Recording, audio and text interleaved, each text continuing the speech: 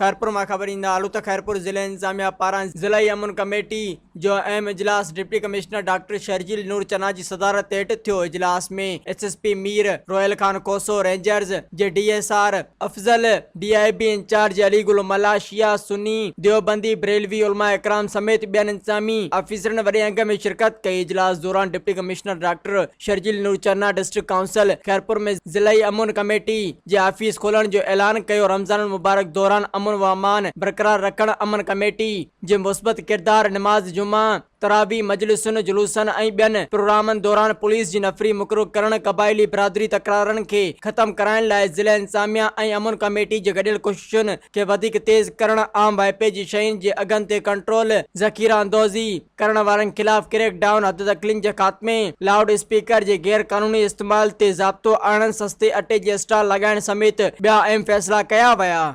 अस्सलाम वालेकुम दोस्तों, मैं सोराब सुमरो अवाजे पंहिंजे शहर हैदराबाद में कासमाबाद में तमाम बेहतरीन वॉलपेपर जो कम करे पियो रांझन सुमरो साहब, जंहिंजो